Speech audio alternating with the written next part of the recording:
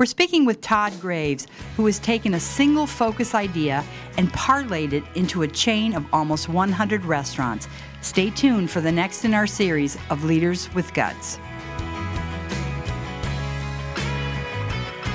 Todd, your wife Gwen is a former McDonald's franchisee, and I understand on your first date you discussed the proper amount of salt to put on French fries. Did you ever work that out? Yeah, well, with being married, having our 10-year anniversary here recently with 2 kids, I think we resolved that argument. Do you like to cook? I love to cook, and so does my wife. You know, being from South Louisiana and growing up, I mean, I grew up in my mom's kitchen and always cooking different Cajun and Creole recipes, and that kind of transpired older when I learned to cook in high school and college days, and entertaining people and cleaning up after people. It really gave me the basis and the love of food and serving people, and that's the reason why I went in the restaurant business. And where do you like to eat when you're not eating at Raising Cane's? You know, I'm a foodie and I love to eat different foods all the time. I have my Cajun and Creole favorites, but I love going to different restaurants in different towns everywhere I go, and every time I travel to try different ideas, see some great different ideas from chefs, from fine dining restaurants down to street side vendors. And what kind of music do you like? Oh, you know, I think all restaurant people are artists, deep at heart. I love all kind of good music. You know, my roots, I was born in New Orleans, so I mean, I love jazz and I love Cajun music, but I love every kind of genre out there as long as it has some good artistic merit.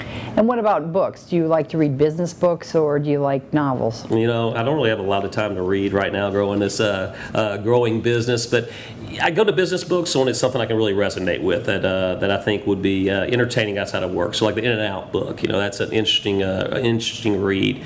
As far as fictional types of books, that sort of thing, I currently like to read some shorter things just for the interest of time. So I like to read a lot of National Geographic things on different cultures in different places. Todd, what makes you mad?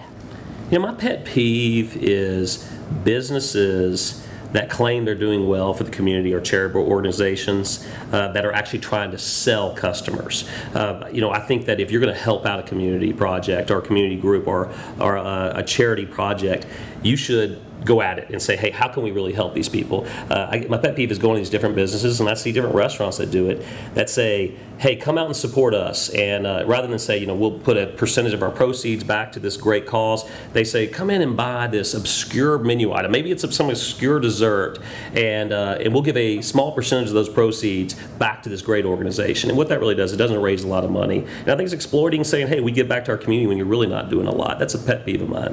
What do you do to relax?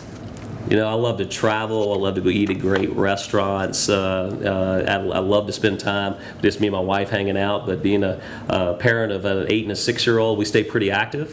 So relaxing now has a lot to do with t-ball games and going to dance recitals and going to art classes and projects and that sort of thing. So I really enjoy being with my family.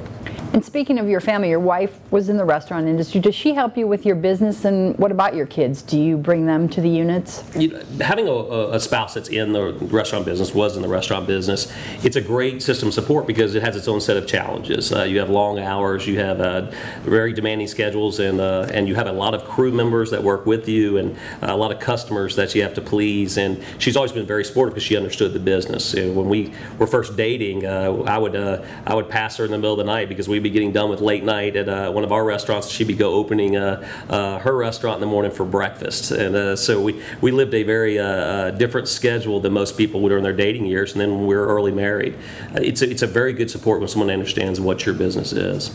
So not only do I get great support from Gwen understanding the business, but she's also very active in our business. Since she sold her McDonald's franchise, she helps us with community events. She is involved with crew parties and understanding different things that come through, even giving me some ideas and some pointers down to training programs and recruiting ideas. Todd, in 2009 you opened this large office in Dallas, Texas. Why did you make that decision?